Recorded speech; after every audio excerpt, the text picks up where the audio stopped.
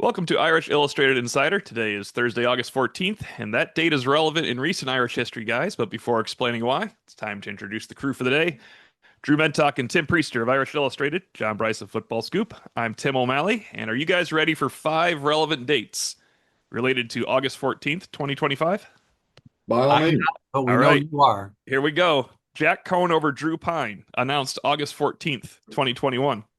Tyler Buckner over Drew Pine, August 13th, 2022. This is where it gets fun. Dane Christ over Tommy Reese, August 23rd, 2011. Oh, Brandon Wimbush over Ian Book. I think we all thought that was happening, but it turns out we could have kind of been wrong. August 29th, oh, 2018. Kaiser over Zaire, week two, September 6th, when they're 0-1. So this is not that far behind. We just figured it would be over on July 30th. I am talking, of course, of the quarterback competition this year and past. And Drew, you were not here Monday. So let's start with you. What are your thoughts of the quarterback competition? Who has won? And tell us definitively why that has happened.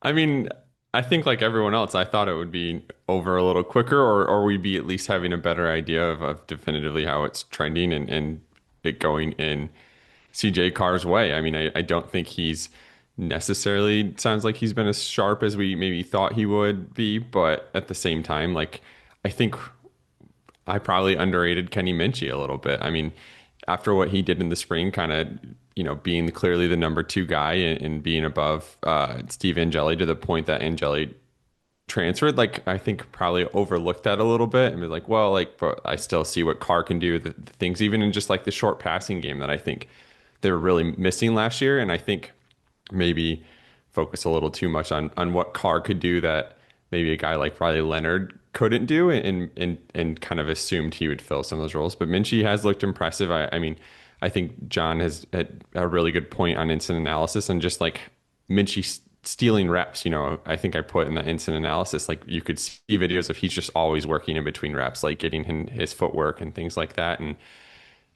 I think maybe his demeanor is more of a positive than I realized. Like if it's close and you think he's has the demeanor to handle those kind of first two big games, maybe that gives him an edge. We JB. talked, go ahead, JB. We talked about this a lot, but that's what we can't bury this lead anymore. No, I mean, look, I think you and I maybe talked about it on the phone earlier this week, T.O., and that the sense was I think Notre Dame believed they would be able to name a starter about 10 days into camp. And that was sort of indicated when we all dispersed for the summer. It was kind of talked about as they looked at the preseason camp plan. We knew that they had the scrimmage set for 8 days in, which would have been this past Friday, and then a little bit of work continuing on to Sunday. That sort of marked that first 10 to 11 days of camp, but it hasn't worked out that way at all. And part of it's been that nobody has been so good that he has demanded the job. But also part of it's been that nobody has eliminated himself. And certainly Kenny Minchie has not eliminated himself. And we'll have more information throughout the day on everything that unfolded last night in the work at Penn High School. Once again, it was a serious setting for the Irish, when they have college officials, and it was indicated to me again that the plan was to have an ACC officiating crew for last night's work, and the early returns are that Kenny Minchie once again acquitted himself well. That doesn't mean that CJ Carr didn't. It's just that I was specifically told Kenny Minchie again had a very solid evening. Yeah, I could sit here and make an argument for either one of them. And I made just about every argument and angle covered in today's Thursday thoughts. So I would go to that to see what my complete thoughts are on this. But I mean, a couple things. First of all, credit to Marcus Freeman for making it an open competition. He told us that at the end of May that he would do that. We still all walked away thinking, okay, fine, but Carr's going to win the job. I still think CJ Carr can win the job. He probably needs to play some of his best football of the preseason here in the next couple of days. That would certainly help him.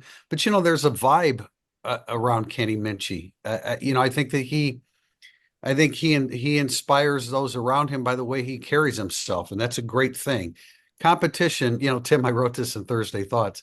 On Monday, we talked about competition being good, and then we saw Greg McElroy's video on competition's good for Notre Dame. I'm not saying he stole that from us, but I know that he's an admirer of your work and just tuned into our website. So maybe you heard or saw that. But I do think competition is good, and a credit to the Notre Dame coaching staff that this has been an open competition. Even if they went into it thinking, okay, Carr's going to win the job, they've been open-minded enough to Right. Yeah. let the Yeah. players make that determination. And I think that's a a real credit to the coaching staff. I mean, from what it sounds like,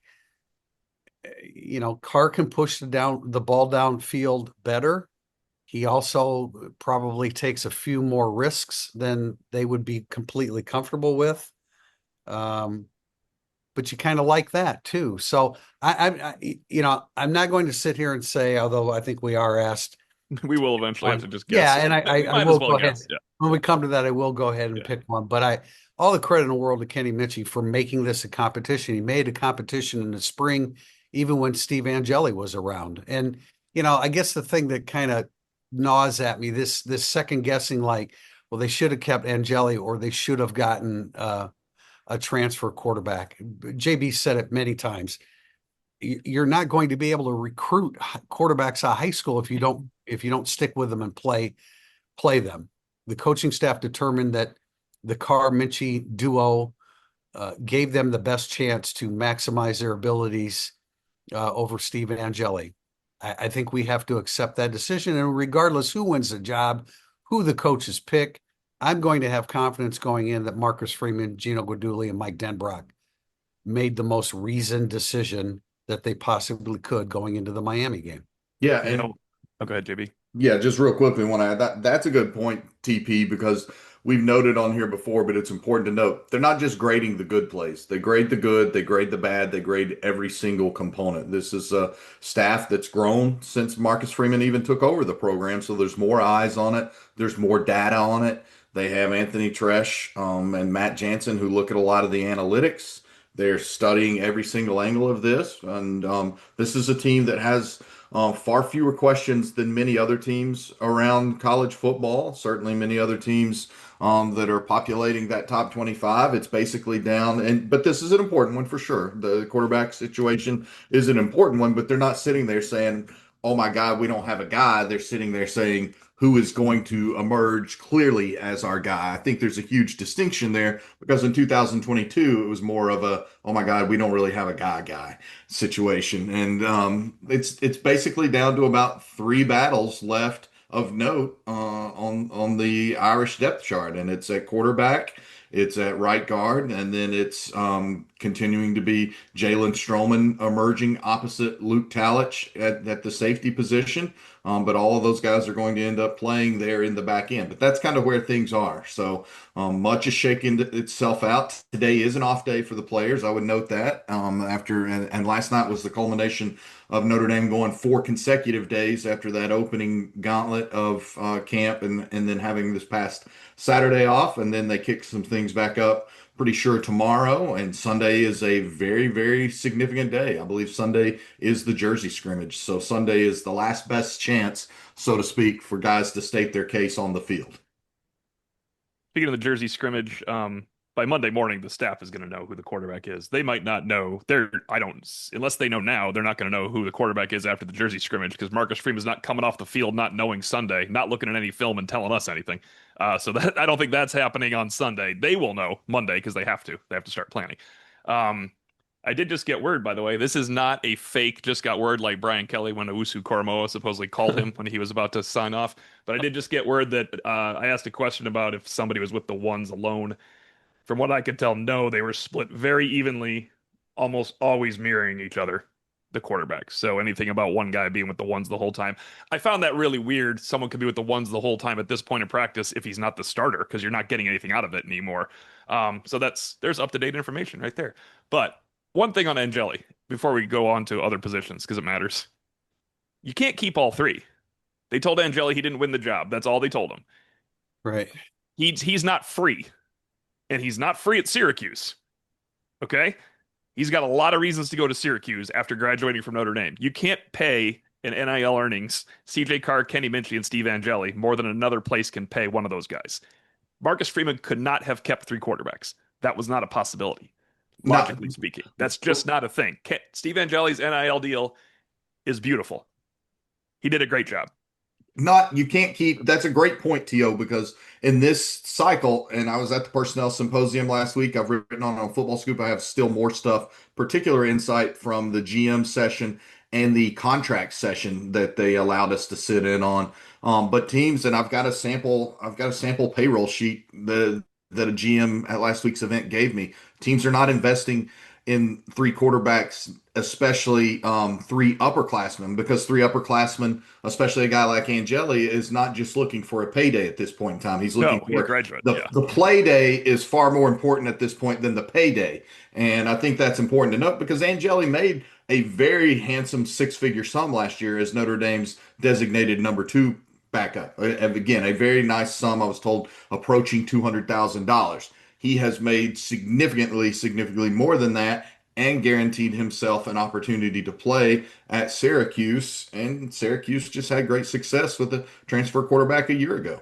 Yeah, And And imagine. Oh, sorry. Go ahead. I was just going to say, we're not talking to the same people, To, but the text I just got is about last night's work is still both very even split. So, I mean, that's the text on the phone here I just from. think. Oh, sorry. No, you're good. Go. To your all's point too, like you imagine if they had a three-person quarterback competition now, and one of them was getting through third team reps. Like what good is that when you're trying to name somebody too? So just adding to all that, like just the impracticality of having a three-man quarterback competition in August. There are so many reasons why it just wouldn't have been smart. And just quickly circling back to a point you made earlier, TP is just Carr is a risk taker, and I think in the spring we saw some of those risks he take, and he would either throw it a little outside so like only the receiver could make a play, or he'd throw a kind of a crazy completion. And if he's just a little off, maybe he is a little antsy. We see him kind of warming up before. If he's a foot off when some of those risk takes, that's the big difference between him throwing a few too many interceptions that he's keeping it close versus him, kind of maybe separating too. So there is such a small detail, especially for such a young guy. one more point I'd like to make, and every coach says, they stress the importance of practice. You play on Saturday the way you practice. Marcus Freeman talks about that constantly. And I mean, he has to be true to his word at every position, including quarterback. And I think that he's done that, and players can respect that. You can't just just get by on reputation. You've got to prove it in practice. So I think, he and the offensive coaches have made that abundantly clear. They've been true to their word on that. And I think that, your players, your team can respect that when you follow through with what you're saying about the importance of practice every day. JB hinted at this earlier, but I think very quickly we should run down some camp news that's not quarterbacks. Gerby Lambert and Sullivan Absher is the more intriguing final quote unquote starting position, I think, because on the offensive line, it usually is a starting position. If you're going to safety, they're going to play four. If you're going to wide receiver, they're going to play four and back up with two more. Offensive line, if you win the job, at least for that day, you have won the job. You hope, of course, Joe Rudolph has made changes, but Gerby Lambert moving to right guard is significant because we would have all penciled in Absher at right guard because Lambert seems more like a tackle. I think it's relevant that Joe Rudolph is willing to try anything to get his best out there. Rudolph, another coach that will open it up, trigger based upon what happens in practice. I think Lambert's going to start. JB may have some intel contrary to that, but I think Lambert's one of those guys that, like, I heard some negative feedback about the way Lambert looked recently, but I don't see that when I watch him. I think he's a guy with tremendous upside, great size, imposing size, quickness. I think he's going to win the job. I mean, he's good. Look, he was essentially number one on Notre Dame's board for a reason. He's 6'7", 335. We've outlined the fact that he moves much more deftly than somebody who's 6'7", 335. Great feet. And Absher has had some back issues and not been full go in some key parts of the camp that have allowed Notre Dame to utilize different alignments of individuals, and to also, we know that they like cross training anyway. Mhm. We've seen them do that previously under Rudolph. It's something they believe in. They do it more in the spring, but Gerby Lambert is a natural talent that Notre Dame fought for all throughout the recruiting process and has long said, look, we wouldn't be at all surprised by any of this if Lambert hadn't hurt his shoulder in spring ball. We were all wondering if he could take the left tackle job from Anthony Knapp. So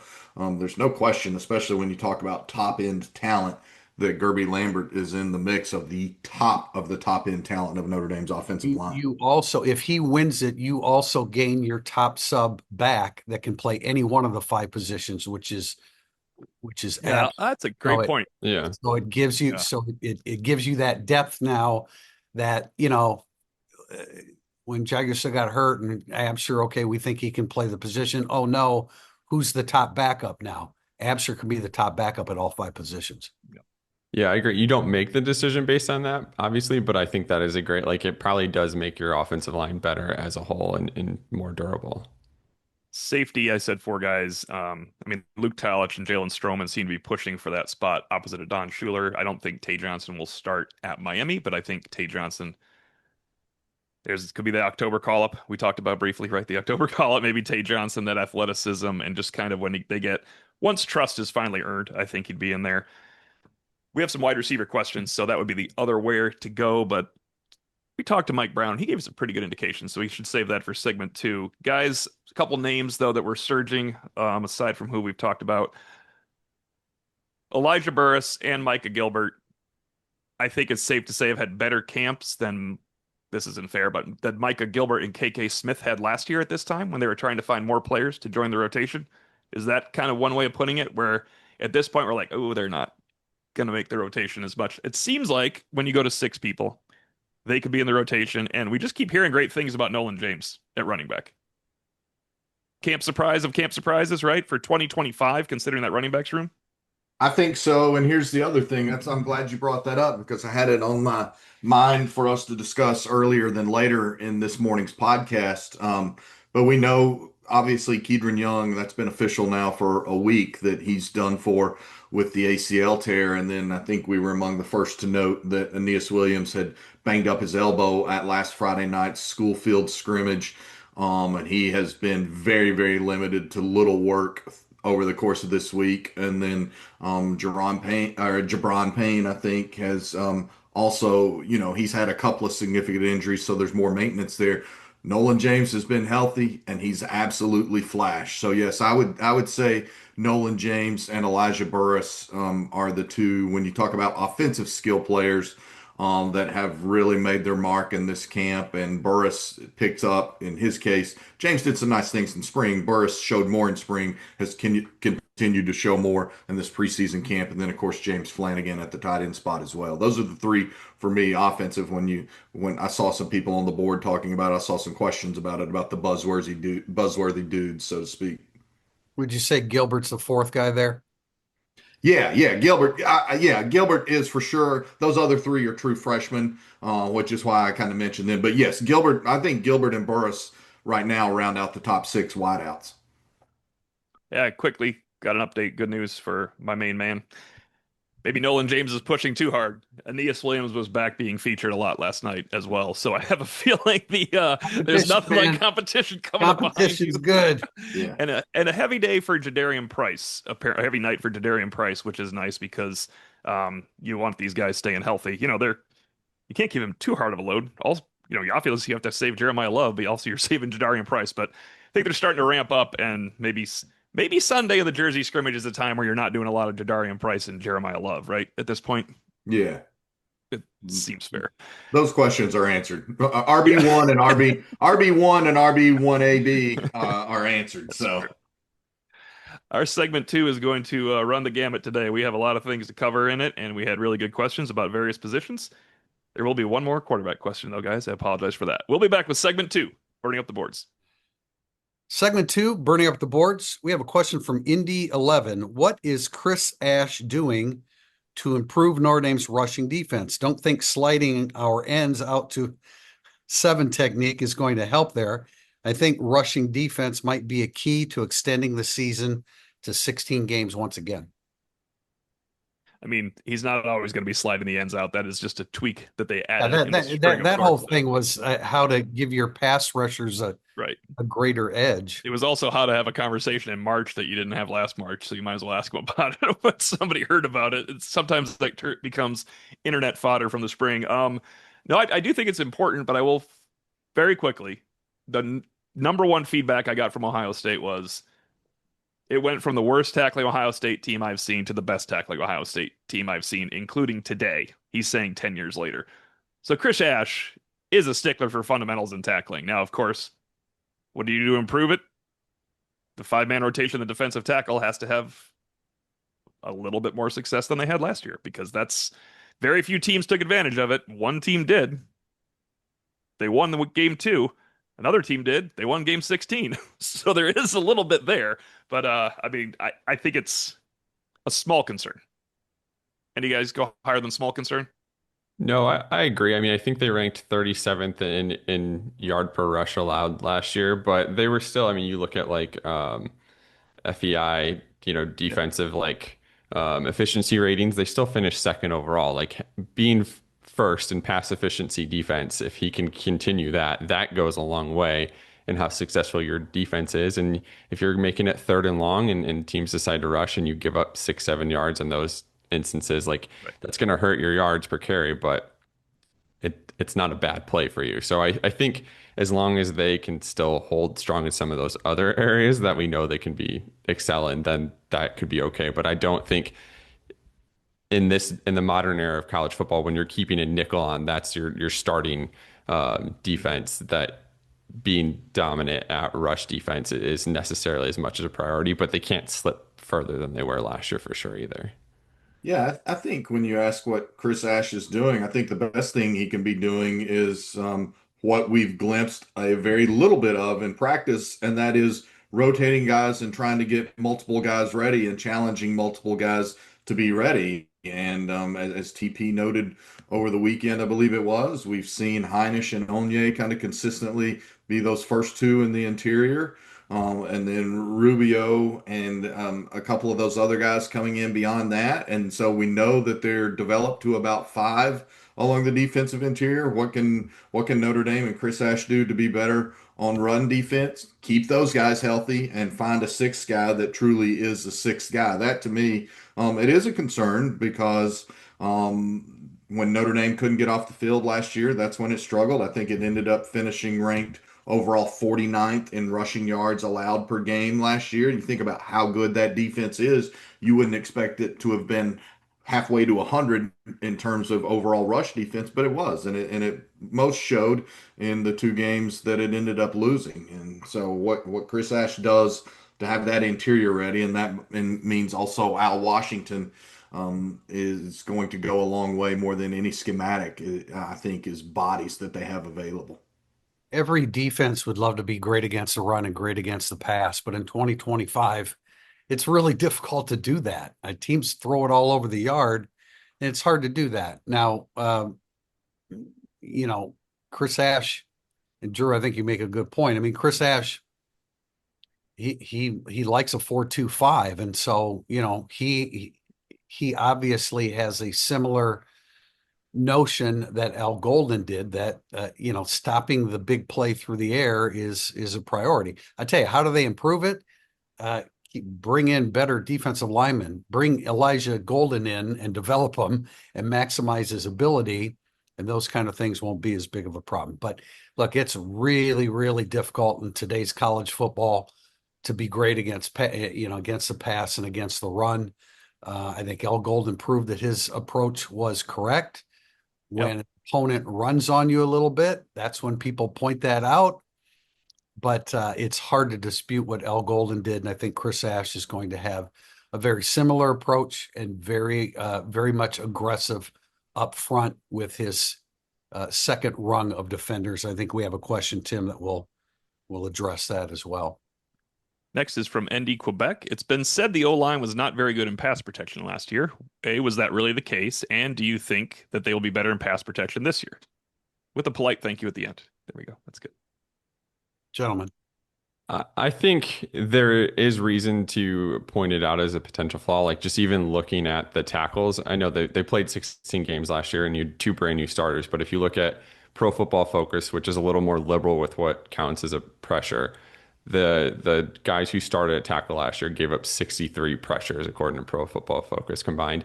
Now the year before when you had Joe Alt and Blake Fisher and then Jagasaw and um, coming in at the end of the year too. I think it was 24 and 25 each of the last 2 years. So they played more games, but you can see it is a, kind of a significant uptick in just the overall amount the quarterback was kind of being pressured. And you also had a guy in Riley Leonard who you knew could kind of escape that and handle that pressure a little better, which I mean, Kenny Minchie, if he wins the job, is more athletic, but that's still not something he's going to be as good at as Riley Leonard this year if he does get the job. So I think it's an area where, I mean, you had two first-time starters, like they're going to get better. They faced some good defensive ends last year. I think Yeah. Wagner only gave up 2 sacks. One was against Abdul Carter, who I think was the third pick in the draft. So like you kind of can get that a little bit too. But there's only reason to think that will get better, and that could be a big reason why this offensive line improves. Yeah, Notre Dame ranked once again a little bit surprising, down toward 50th in terms of fewest sacks allowed per game over the course of that 2024 season. They averaged allowing about 1.5 sacks a game, I think it was, to finish ranked around 45th in the FBS. That's a little surprising when you consider how mobile Riley Leonard was, but also.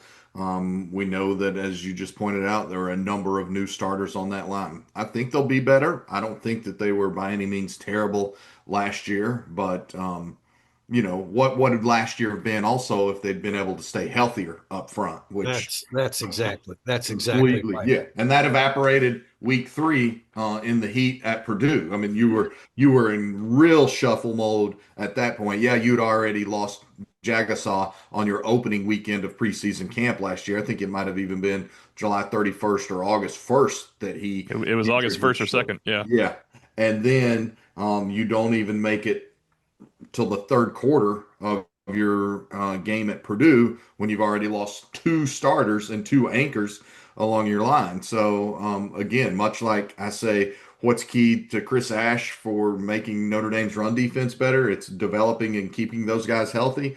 The key to Notre Dame being significantly better in pass pro this year is keeping those guys healthy that are the top 6 right now, and then getting Jagasaw back probably in mid-October if possible, then later down the road. That's exactly what I wanted to point out, JB. I mean, they played 13 games without Ashton Craig, who Yeah, conceivably is the leader of that group. right. And we're going to talk about captains here in a little bit. I don't think there'll be more than one offensive line captain, but I bet. I think Craig has an excellent chance of being that. Billy Schrauth missed 4 games and was essentially banged up for many of the ones after he came back Tim, to from your point, injury. they had 3 left tackles start, two left Yeah, guards, 2 centers, 2 right guards, and 1 right tackle. That's 11 combinations. yeah, exactly. And Anthony Knapp was a freshman who did a tremendous job against Nick Scorton, and then there's some film on him, and some teams can take advantage of that. That's the game. But like this notion, like, well, hey, this happened last year, so they're not going to be better this year. That's not the way the game works. That's why they keep track of offensive line starts, because guys get better no matter what the position is. If you play more, 9 times out of 10 you're going to get better as you move forward in your career. So I didn't, I never, it certainly had helped to have a mobile quarterback like Riley Leonard who could get his way out. He could erase a lot of pass pro problems that the offensive line had, and that's a checking the box for Kenny Minchie They as it al- leads to a decision this year. and on final note on that, they also played 6 of the top 32 teams in sacks. It hurts when you play Ohio State and Penn State to end your year. And by the way, that doesn't include A&M. Right. 6 of the top 32 doesn't even include Texas A&M. So you're having like Northern Illinois was sacking them, and you know what? They sacked everybody. They're top 20. They're actually pretty good at getting after the passer. Yeah. We have a long 2-parter here. I'm turning over to you guys after this one. Karsten 44. This is all wide receiver related. After listening to Mike Brown with the media, are we as fans or even the media underestimating Will Pauling and what he could do for this wide receiver rotation? Could he be one of the top 3 with Fields and Greathouse? And Indy 11 adds on to that by saying, if he's a clear first stringer, do you think Greathouse will slide outside so 3 could start with Faison off the bench? He adds he is hoping for this, and he's worried about Jordan Faison's hands. Um, Um, Go ahead, John. well, there's I would like to think a fairly decent Will Pauling feature up right now on Irish Illustrated So for Yes. uh, Very good, anyone by the way. Very good. anyone who might want to learn about the Goog Rat. So just get used to that. TP knows I referenced it on Sunday in Instant Analysis. I have immediately become enamored with the nickname, so you're going to hear it all year, especially as I like this question because I do think Will Pauling is cemented in the top four. And yeah, he might be in that top three. It would not surprise me at all. I do think that for all that Jordan Faison flashes, and it's very tantalizing, the consistency and health have not been there. And I knew Will Pauling had played a lot of ball. But it took me doing the deep dive into that feature to realize just how much he's played 35 games at two significant programs in Cincinnati and Wisconsin, 130 career catches, 20 plus, almost 25 career starts. Yeah, I like the top six a lot. I think when you hear what Marcus Freeman said day one of preseason camp about Will Pauling, what Mike Brown told me last week or last weekend about Will Pauling, what the other teammates said, and then just sitting there visiting with Will Pauling and him being, you could hear the passion in his voice about, man, this is it. This is it for me. I know this is my last college football season. I cannot leave anything to chance. I cannot leave anything unanswered or unchallenged. And yeah, I like that. I like Pauling. I think he does have positional versatility. He talked about that. He does not care. He'll play outside if he needs to. He'll play slot if he needs to. He thinks he can do good things at both. And I think this is a staff, once again, we've already referenced on some other topics. This is a staff that has proved they will do what it takes to get their best players onto the field, regardless of position. I would like to encourage all of our subscribers and listeners to take a shot every time JB calls him the Goog Rat. God In the almighty. the Goograt in the throw game is a Irish car bomb. That's a tough Yeah, one. no, I strongly encourage that. Look, I mean, underestimate. I don't think any of us have been underestimating Will Pauling. He caught 74 passes 2 years ago. And so no, he'll be heavily involved. I think it's more likely that Pauling slides out. Greathouse's his best position is the slot. I don't think there's any doubt about that. I think Pauling gives you a little bit more flexibility. So I think it would be Pauling that would be moving from the slot to the field side more so than the other way around with Greathouse. But I would expect Fields, Greathouse, and Pauling to be the leading receivers. I don't know how Raritan fits into that, but that's a possibility. I don't think there are enough footballs to go around for Jeremiah Love to be in the top three, but no, that would be great. And I think it's trending that way. And I don't think any of us at Irish Illustrated have underestimated Will Pauling. I know when I looked at his college film, I said, look, he's not a breakaway guy. He's not a guy that you're going to throw the ball deep to a lot. He's not going to run away from people. But there's so many other things that he does well. And again, I've mentioned this before. You don't have Riley Leonard to get that third and short. Throwing the football in the direction of Will Pauling some of those times, I think, will be beneficial to Notre Dame. Yeah, I think when I've looked at it a little bit last year, it's like which version are you getting of him a little bit? Like last year, he had some injuries, he struggled with some drops. If that type of thing continues into this year, he's not the player I thought he'd be. But if you look, you mentioned Priester, 74 catches, 837 yards, and 6 touchdowns as a junior, or 2 years ago at least. That's more production than Malachi Fields had in either season. And I believe Pro Football Focus named him the Big Ten slot receiver of the year in 2023. So he's clearly really talented. And if he's putting in the effort and he can kind of clean up some of those mistakes and stay healthy, then I think there's no reason to think he won't be a real significant contributor and maybe exceed what people think of him. Maybe because he's overshadowed by Fields in that, 6'4", 5", 225-pound athlete. I would agree that drops are a bit of a concern because, they counted him with Pauling last year and Faison that's a bit of a concern. And I've gotten a little bit of feedback about, and look, in any camp, there are going to be days when the receivers don't catch it perfectly, especially when the ball's coming from two different quarterbacks. But keep an eye on that. Every team has its share of drops. Notre Dame will have a share of its drops this year as well. Next from Eric Heiler. We're going to do quick answers on this one. If ND wins the championship this year, it's most likely because what? The quarterback protected the football and the run defense, the defensive tackles held up. Drew? Notre Dame is top 20 in sacks per game. JB? It's because the quarterbacks elevated their play and the defense sustained its play and the team stayed healthy. I'm going to pay homage to the run defense and say it's if Notre Dame is once again for the third straight year one of the top 5 teams in pass defense, because that's the most important thing. They'll be fine in run D. Got to be a dominant pass D again. And of course, quarterback. Quarterback has to elevate his play from game 1 to game 16, as Riley Leonard did. But if ND is only pretty good this year, Drew, why? Kind of the opposite of you guys. Notre Dame had issues with quarterback. Maybe they're indecisive. Maybe they start 2 this year. Something like that could really impact if they go into the first couple weeks and it's not clear they made the right decision or they need to consider somebody else. Like that would be. I think they could still have a solid record, but that would really make them only good.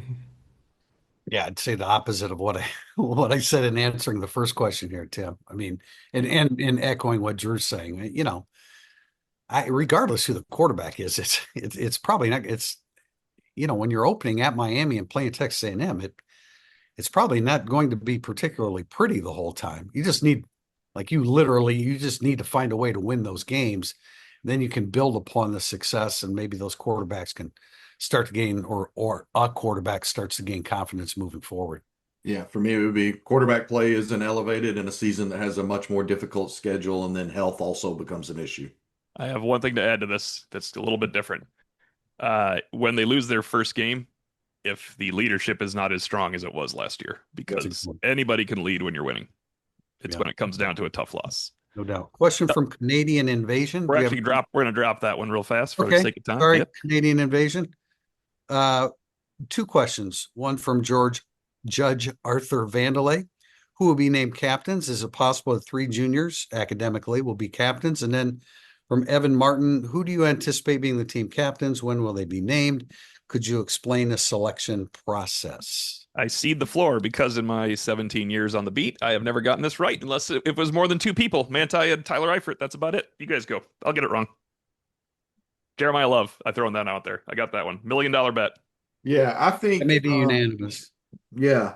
Well, I thought this question was going to be on there, so I will take a stab at it. I think it will be Drake Bowen, Jeremiah Love, Ashton Craig. I'm going to say Adon Schuler, and maybe even also Emil Wagner. So if I was going with 5, and that's been pretty standard in recent years, they've had 4 to 6. So I'll throw those 5 names out and feel pretty good about it.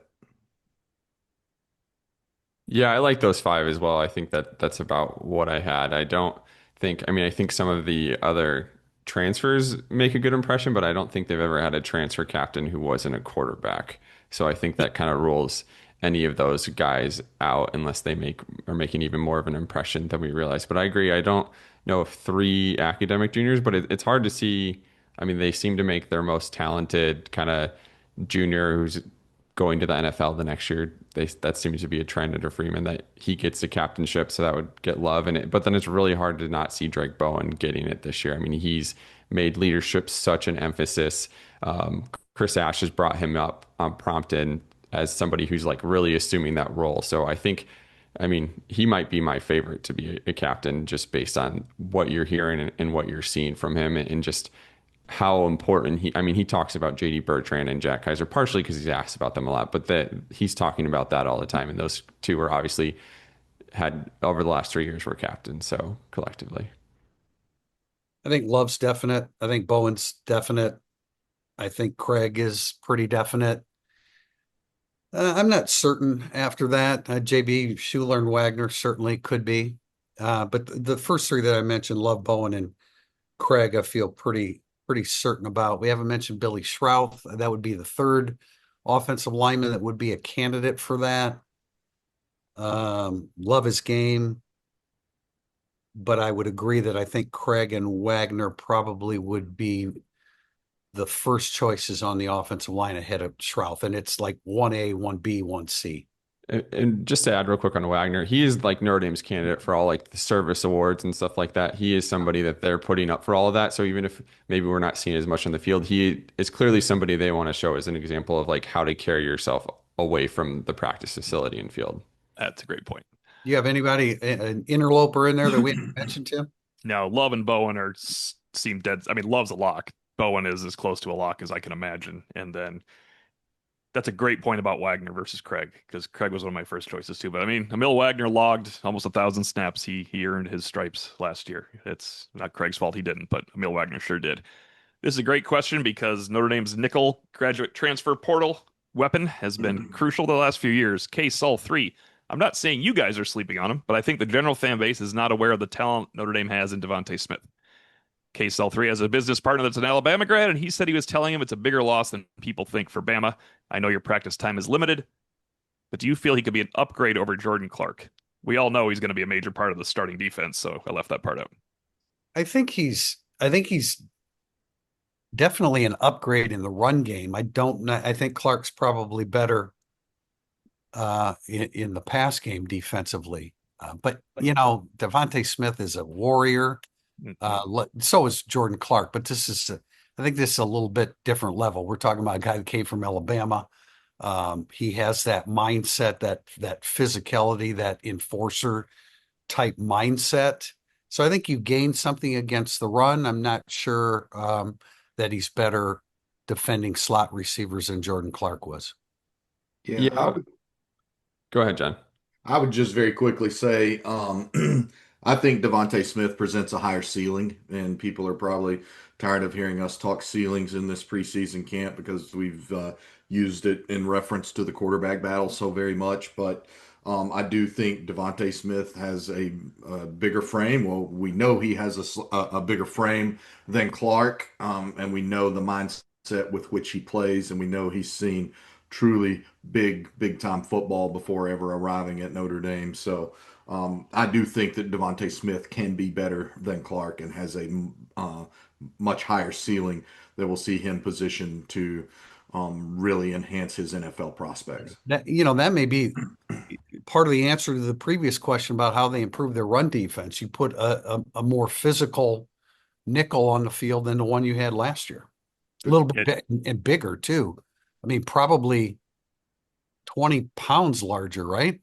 Yeah. And in terms of being a big part of the defense, like Jordan Clark played more snaps than Jack Kaiser did last year, guys. Think about that. Yeah. I mean, I know they rotate, but so they're going to rotate again this year too. It was Xavier Watts, Leonard Moore, Christian Gray, of course, Adon Schuler, and Jordan Clark. The nickel, the five guys are out there a lot. Devontae Smith will have ample opportunity to make a big impact. Yeah, real quickly, I would just note that to the talks about Devontae Smith's size, he's entered fall camp at 5'11", 195, and Jordan Clark was 5'10" and 182. So that's some significance. 3-part question here from ND Dan 106, the Salty Jazz 14, and Holtz My Beer. First one, does the quarterback competition give you pause predicting Notre Dame to make the playoffs and host a first round? And then after the spring game and Jersey scrimmage, you guys sounded more positive about Notre Dame than I can remember. Your last podcast, on the other hand, sounded somewhat ominous. Has anything specific happened? Should we worry about slightly above Pinean and Wimbushian quarterback play? And then from Holtz My Beer, my main concern for this team is that the quarterback situation is going to take a look a lot like the 2022 quarterbacks. Please give me some hope that it will be any different. And who does everyone on the staff think is actually going to win this quarterback battle? It will not look like the 2022 situation at all. That these guys are light years ahead of where Buckner and Pine were in that August camp, despite what you may have read elsewhere. I don't mean this year, I meant then. And no, pretty sure you pointed out people are going to take it the wrong way, that like, you have to report what you're hearing. And part of the reason the quarterback competition wasn't over was because no one claimed the quarterback competition. So of course there's cause for pause. I said it before. It's not Marino and Elway that they were battling out there. They couldn't figure it out. It's a guy that they're trying to figure out who can best lead them into the champion or to a championship this season and to a win against Miami. Yeah, I have cause for pause in the quarterback situation, but it wasn't because of camp. I had it coming in. They had a new quarterback. New quarterbacks don't often lead you to the national championship, right? First time starting quarterbacks don't often lead you to a national title. I'm sorry, I'm jumping ahead of you guys, but by the way, this notion that well maybe Minchie will play the first two games and then they'll go to that's fantasy football. That doesn't happen. I think they Yeah. bring it up because it happened in 2018. It was the reason that is part of it, that the coach and the coordinator wanted someone different, but it's a I different don't. coach and a different coordinator. Right. It's not the same thing. And I will suggest that, part of the difficulty in choosing the quarterback, I'm getting away from this a little bit, but there's three guys that are significantly involved in the decision. There's the head coach, there's the quarterback's coach, and there's a offensive coordinator. What if they're not all on the same page? That can complicate the decision-making process too. Yeah, definitely. I think to O'Malley's point that I mean, if Minchie or Carr were going against Buckner and Pine, either of them, the job would be over. Like this, we would be done. We would be moved on. And I don't necessarily think you would feel better about the predicting what the season would hold because as you said, there's still a lot of uncertainty about what either they are going to bring. I think Minchie has 3 career passes. Carr has yet to throw one. So you're going to see somebody really having to step up in Miami, which people expect to be crazy. Like there is going to be a level of uncertainty that's just going to happen. But at the same time, these are both two really talented guys. I mean, I think overall the level of quarterback play at Notre Dame has stepped up over the last few years significantly. Even if you look at a guy like Blake Hebert and stuff like that too, I think he's looked impressive. So that I think that room as a whole has elevated, and that's kind of at a higher standard. And I don't think the 2022 quarterback battle is something that's on anyone's mind. Yeah, I will say that I learned from my teachers not to read too far ahead on the assignment, so I had not seen the excellent Holtz My Beer username or question when in first segment I said this is nothing like 2022 because they were like, I don't know if we have a guy, whereas this time they're like, okay, which one is the guy? I think there's a huge distinction there. Yeah, there's pause about this season because of the uncertainty at quarterback and because of a much more difficult schedule. I still fully expect Notre Dame to be a college football playoff team. I would be disappointed if Notre Dame isn't positioned to either host a college football playoff game or earn a bye in the college football playoff now that the system has changed and the top 4 teams, period, can earn byes in the rankings. And so that's where it's at for me. But I don't think it's anything like the Pine Buckner dilemma whatsoever. Also, I would note this offensive line is better than the 22 offensive line. The skill players are much better than the 22 skill players. Yeah, just the skill players are much better than the 22 skill players. That's not even close. Good point, JB. Much better. And I apologize to ND Dan. I read that in my head, even though you clearly said playoffs, Tim. I read that as championship, but that's just because I have championship aspirations in life and not just making the playoffs like other people do. Understandable. We're going to wrap up with a question from Chris Koziak. I'm so over the quarterback questions and reading into the clips Notre Dame posts with no visible quarterback so people can pretend they know who threw it. Instead, give us your honest opinion. What's the best Notre Dame game day menu? Breakfast, lunch, and dinner, and then adult beverages, which in the past used to be served more frequently at various stops along the way. That doesn't happen too often anymore. It's a big treat when it happens nowadays. Post game when guys are Right. finishing up their work and maybe some imbibe while they're still doing their work. Go ahead, Drew. Is this for like the press box, what we get served throughout the day, Yeah, well, or what we you eat during the recommend day. for What fans? are you looking for? What are you looking for if you're in the? You can do it any way you want. You could be home. You could be in the press box. Okay. Well, personally, I try not to eat until I get to the press box because the Call. overwhelming amount of food they're going to be bringing out throughout is too. I'm going to eat it either way, so I may as well save my Yeah, calories exactly. for that moment. Good or bad, Drew, huh? You're going to eat it. Yeah. So yeah, I usually get into the chili a little bit. Sometimes they have pretty good like mac and cheese in the press box. And then I feel like I always end my evening with 2 to 3 slices of Papa John's pizza that Notre Dame brings out, and I hurriedly eat while I'm transcribing. All right, for me, I'm going with like, man, somehow I'm not working this game day. There you It's go. an open date. That's what I hope It's from JB and the grill coming here. it's an open date weekend, and I'm doing a bunch of football scoop Week work. two, week two, you're good. But it's an open date weekend. I'm doing football scoop work, but I'm in my home command center. So then that's with any great luck. I like breakfast. I just don't like an early breakfast. So the lovely Jessica Bryce will be making her fantastic homemade biscuits and gravy with bison sausage links. That's right. Oh, Not a patty guy. I'm a sausage oh. link guy. I'm not getting lunch because I'm using that time to try and get over to Charter Fitness for a workout. And then I am dinner on the grill. Everyone knows it's a variety of things. I do like a pork chop marinated with a little bourbon, brown sugar, and pineapple juice. I made And that last then, night, JB, without the nice. pineapple juice. Believe it or Yeah. not. There you go. Yeah. And then the beverage is whenever the workday is done, that's going to be E.H. Taylor single barrel on a rock. And if it's early September, then I might even take a Rainier cherry and just Oh, barely muddle it under one giant rock for the E.H. Taylor single barrel. And that is, folks, absolutely living. Tim Priester, go ahead. You guys give this way more thought than I do, but I do like to start the day with an omelet, specifically with sausage, onion, mushroom, and green pepper, which is also what I like on my pizza. Drew, your point about Papa John's pizza after a game, like you try to avoid it because you know it's good for you, but you cannot avoid it because it's been a long day and night, and it's pretty damn good after a game in Notre Dame Stadium. I'm not very fancy when it comes to my alcohol intake. I've grown accustomed to the lightest beer probably out there, the Michelob Ultra, and it's because of the carb count, nothing else. When I'm not counting carbs, it's a red or amber ale. I know I've said Modelo in the past, but that was a fleeting.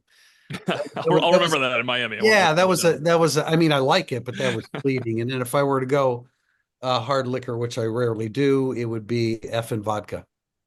Nice. I don't eat breakfast on game days either. I do have a question though.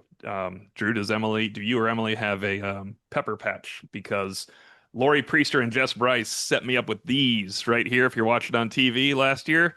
And as Jack Freeman knows, I send him a picture every home game morning. I make my own sandwich to bring to Notre Dame Stadium and get made fun of every day for about 15 straight years.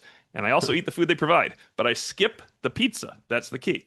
Well, what I like is you don't get the meat sweats, T.O., you get the pepper sweats. Look at these things. Look at that beautiful harvest that your wives gave me last year to use right there. So, Drew, I Oh, expect you and Emily to provide me some incredibly hot peppers. Okay? Okay, I've got some bad news for you on that front. No, no, I don't want to hear bad news today. Go ahead, Drew. Give me good news. we don't really have a yard, so unfortunately Oh, more there's bad no news. John Bryce, capabilities. peppers. How We they got looking? we got a big harvest of jalapenos in the refrigerator right You're the now. man. I'll be over shortly. There I'll we go. catch up to you next year, Tio. All right, I will put on Twitter, not just usually just Jack Freeman. Jack, maybe I'll share it on Twitter. The turkey sandwich with the hot peppers and the entire accoutrement that goes into me carrying a very used lunchbox into the press box. By the way, I lost that twice last year. Thank you to Claire Cunningham for finding him for me and bringing me my lunchbox. Used to be Declan's. We have a meeting, actually, a media meeting, not top secret, so I can just say those things. We have a meeting to go to. That's why we recorded early today, and we got to get rolling. For Drew Mentok, Tim Priester, and John Bryce, I'm Tim O'Malley. Thanks for watching and listening. Irish Illustrated Insider.